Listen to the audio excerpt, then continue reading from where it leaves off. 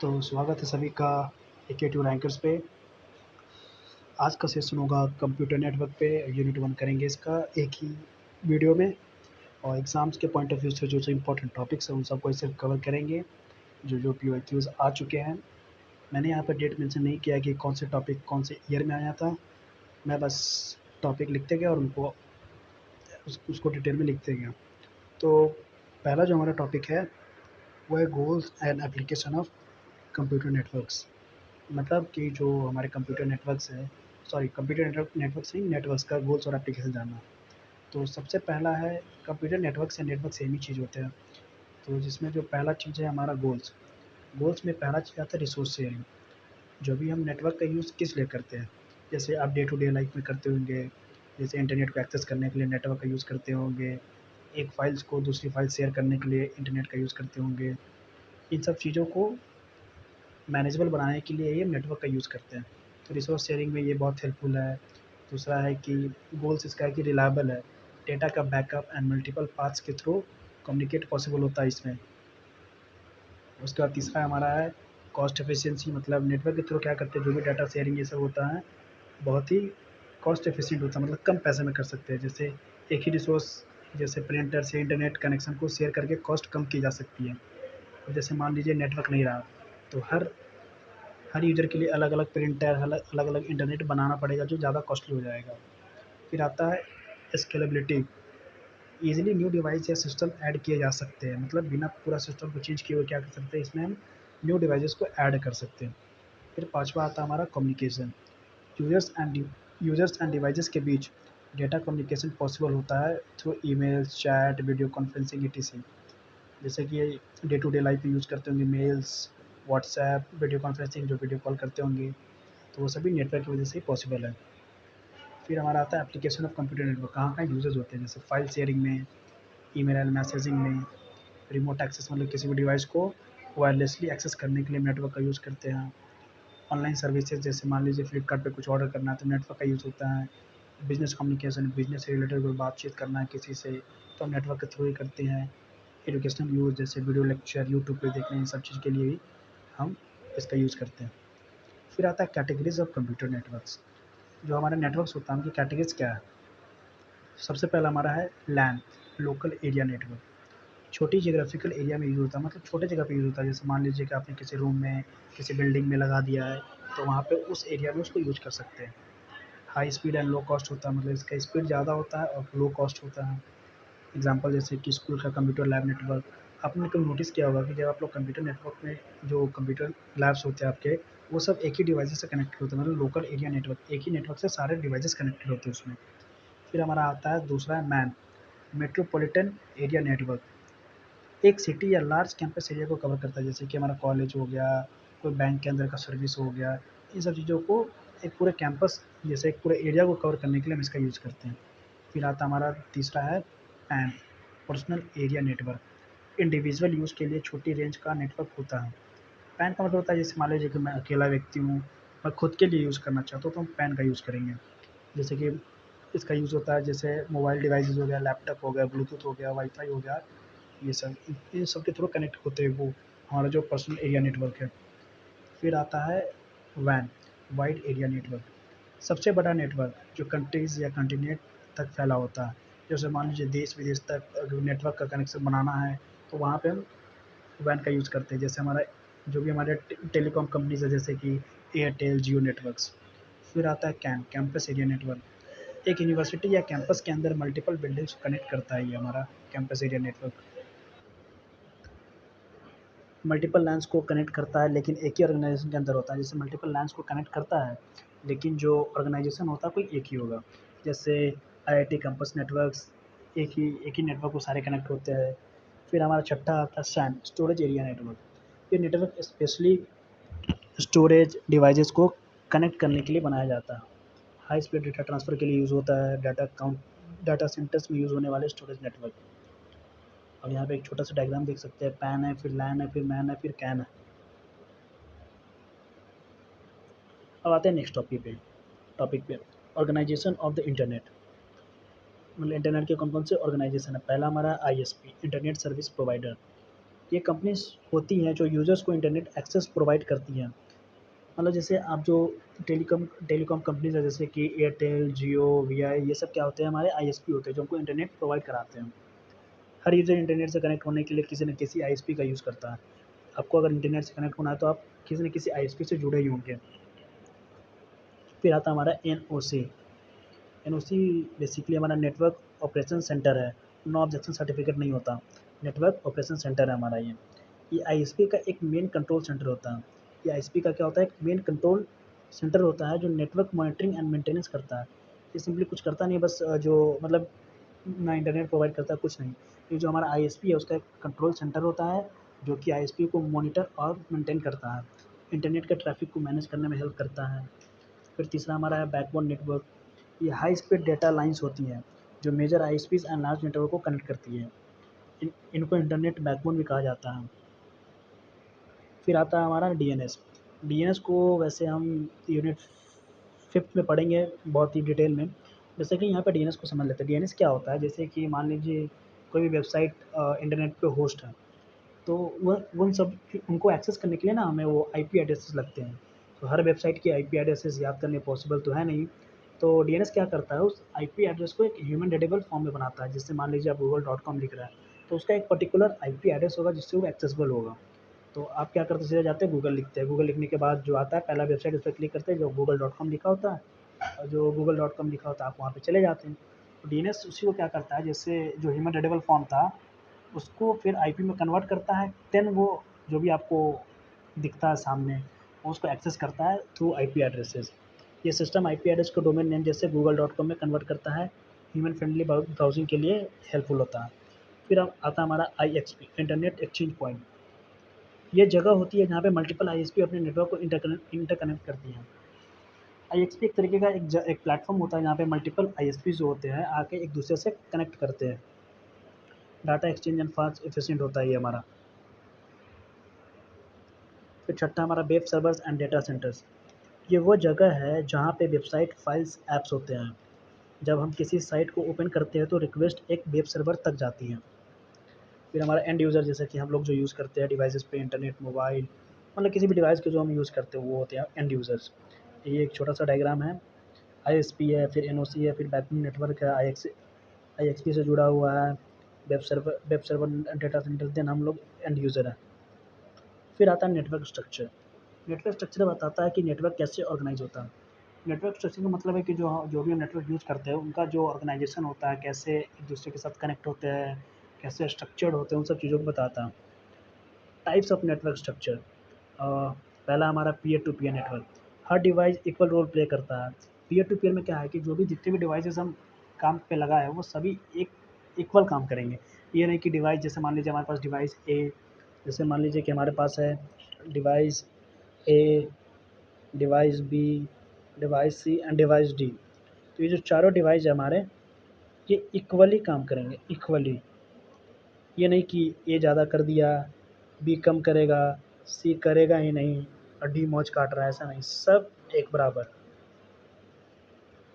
तो ये छोटा सा डायग्राम है, file sharing between two laptops using wifi. ये हमारा पीयर टू पीयर नेटवर्क है। फिर आता है हमारा क्लाइंट सर्वर नेटवर्क। एक सेंट्रल सर्वर होता है जो सारे क्लाइंट्स को सर्विस प्रोवाइड करता है। क्लाइंट सर्वर नेटवर्क क्या होता है, एक तरह का सेंट्रल सर्वर होता है जो सभी क्लाइंट्स को सर्विस प्रोवाइड करता है। सर्वर क्या करता है, डाटा स्टोर करता है, एप्लीकेशन रन करता है। सर्वर जो है क्या करता है, डाटा को स्टोर करता है और एप्लीकेशन रन करता है। क्लाइंट क्या करता है, डाटा एक्सेस करता है या सर्विस यूज़ करता है। High security, scalability and control मिलता है इस पे। Best for large offices organisation, example जैसे कि बैंक का डेटाबेस सर्वर, जिससे मल्टीपल एम्प्लॉयज़ डाटा एक्सेस करते हैं। फिर हमारा आता है सेंट्रलाइज्ड नेटवर्क। सब डाटा एंड एप्लीकेशंस एक सेंट्रल नोड सर्वर पे स्टोर होती है। जितने भी डेटा या एप्लीकेशंस होती है सेंट्रल नोड पे स्टोर होती हैं। सारे क्लाइंट्स डायरेक्टली उसी नोड से कनेक्ट होते हैं। और इसमें इशू क्या है, अगर सेंट्रल नोड फेल हो गया तो पूरा नेटवर्क स्टॉप हो जाता है।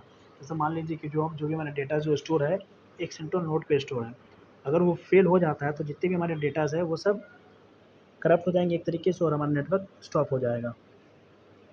फिर आता है हमारा डिस्ट्रीब्यूटेड नेटवर्क।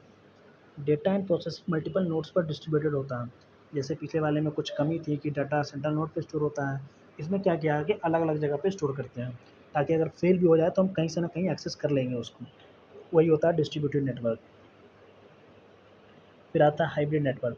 ये कॉम्बिनेशन होता है peer to peer and client server architecture का। लार्ज ऑर्गेनाइजेशन में कॉमनली यूज़ होता है। फ्लेक्सिबिलिटी एंड परफॉर्मेंस दोनों मिलते हैं इसमें। और यहाँ पे एक छोटा सा डायग्राम है क्लाइंट सर्वर का, सेंट्रलाइज का और ये हमारा डिस्ट्रीब्यूटेड का। फिर नेक्स्ट टॉपिक पे मूव करते हैं, types of network architecture. Network architecture के कौन कौन से टाइप्स है। पहला OSI model, open system interconnection. ये एक थ्योरेटिकल मॉडल है जो नेटवर्किंग प्रोसेस को 7 लेयर में डिवाइड करता है। हर लेयर का एक स्पेसिफिक रोल होता है डेटा ट्रांसफ़र में। 7 layer of OSI model, bottom to top जाते हैं हम लोग इसमें। पहला हमारा physical layer, data link layer, transport layer, network layer, session layer, presentation layer और एप्लीकेशन लेयर। इसको आगे हम पढ़ेंगे अच्छे से डिटेल में। सेकेंड हमारा टॉपिक है टीसीपी आईपी मॉडल। ये प्रैक्टिकल मॉडल है। ओएसआई मॉडल क्या था, थ्योरेटिकल था। टीसीपी आईपी मॉडल हमारा प्रैक्टिकल मॉडल है जो इंटरनेट से यूज़ होता है।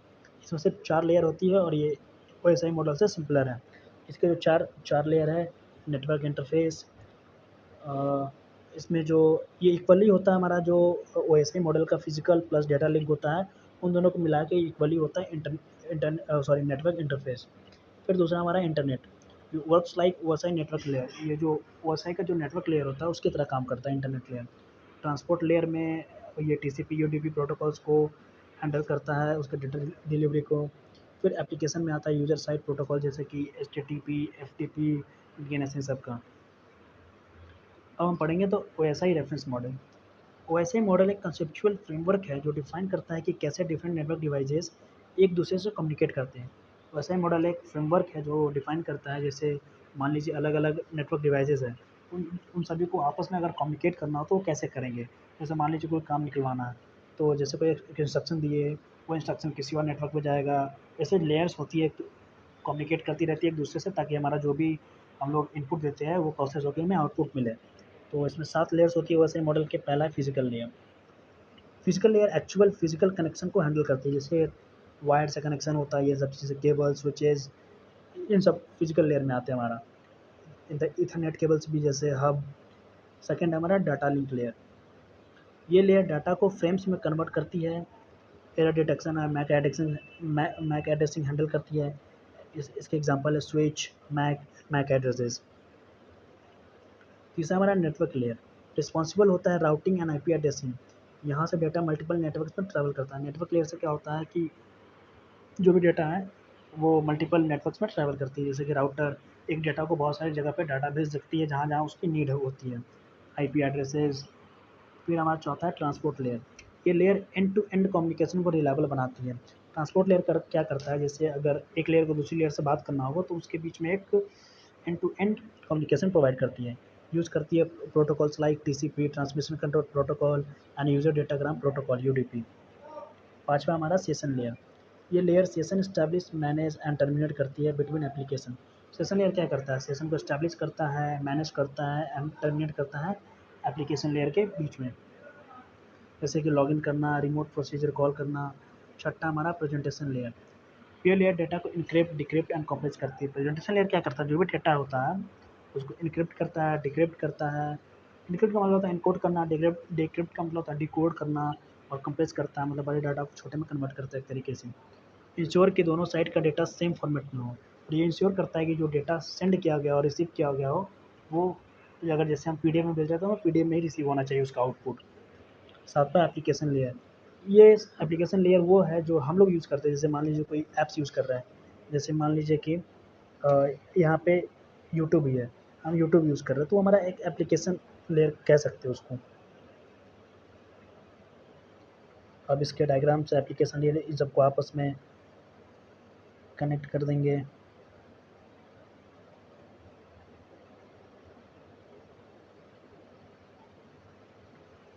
अब हमारा टीसीपी आईपी प्रोटोकॉल सूट। ये मॉडल रियल वर्ल्ड नेटवर्क्स में यूज़ होता है, जैसे कि इंटरनेट।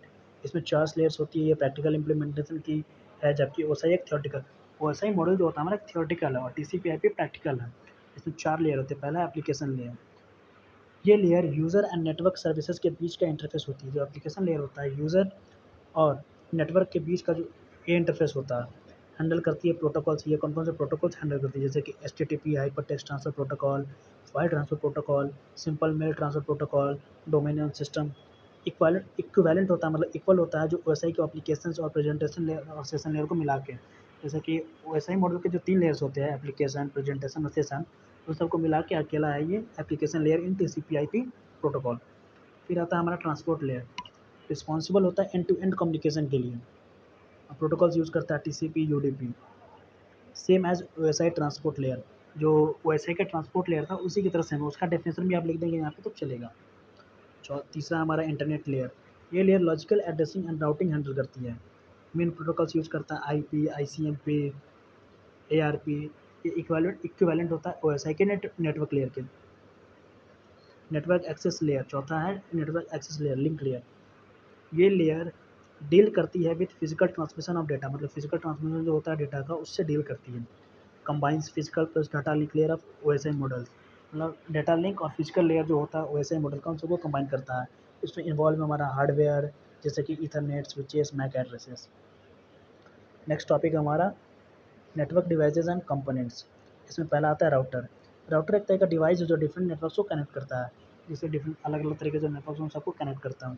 यूज़ करता है IP addresses for routing data. ये यूज़ करता है आईपी एड्रेसेस का डेटा को राउट करने के लिए। इसका एग्जांपल है जैसे कि इंटरनेट कनेक्ट करने के लिए घर का वाईफाई राउटर। इसमें लेयर यूज़ होता है नेटवर्क लेयर। स्विच क्या होता है, ये डिवाइस मल्टीपल डिवाइस को एक नेटवर्क के अंदर कनेक्ट करता है। स्विच क्या करता है, जैसे मल्टीपल डिवाइसेज हैं उन सबको एक डिवाइस में कनेक्ट करता है। यूज़ करता है multiple access control address for data forwarding. MAC address का यूज़ करता है डेटा फॉरवर्ड करने के लिए। फास्टर होता है, सॉरी, फास्टर देन हब। यहाँ पे